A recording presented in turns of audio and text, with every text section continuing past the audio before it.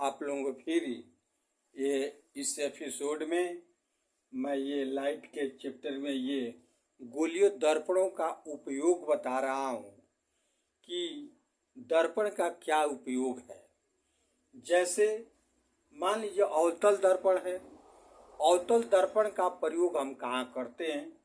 जैसे डॉक्टरों को आप लोगों ने देखा होगा, चाहे कान देखना हो, चाहे गला देखना हो, चाहे नाक देखना हो, जो अंदर के जो आंतरिक भाग होते हैं उसको जांच करने के लिए डॉक्टरों ने देखा होगा। आप लोगों ने कभी आप लोग हॉस्पिटल में गए होंगे तो नहीं ऐसे करके लगा लेते हैं और उसको आप लोग वो आसानी से देखते हैं।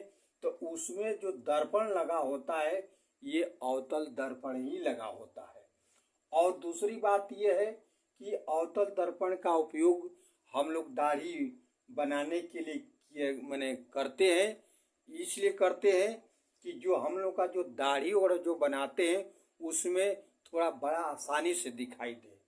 और ये जैसे स्टीमर है, चाहे मोटर कारों है, चाहे रेल के इंजनों में, ये आदि में अवतल दर्पण का ही हम प्रयोग करते हैं।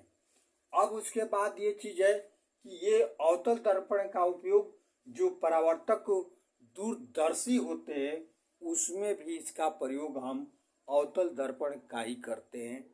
अब दूसरा ये कहिए हो उत्तल दर्पण।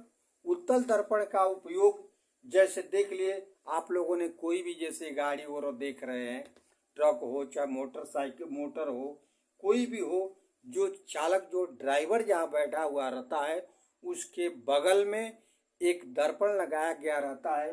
वो दर्पण आप लोगों का उत्तल दर्पण ही होता है, ताकि उसे लगाने से ये रहता है कि बहुत बड़ा क्षेत्र उस उतने से छोटा से क्षेत्र में वो आसानी से दिखता है।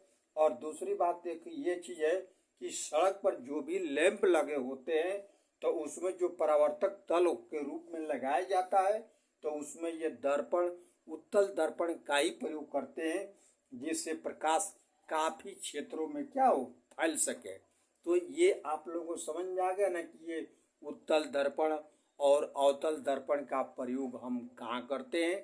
और एक आप लोग का जो समतल दर्पण होता है, समतल दर्पणों को हम लोग अपने चेहरा को देखने उखने के लिए भी उसका प्रयोग करते हैं। तो यह सही भली बात आप लोगों को समझ में आ गया ना। हाँ, तो ये आप लोगों से मेरा यही निवेदन है कि जो लोग सब्सक्राइब न किए हो प्लीज़ लाइक और सब्सक्राइब अवश्य करें।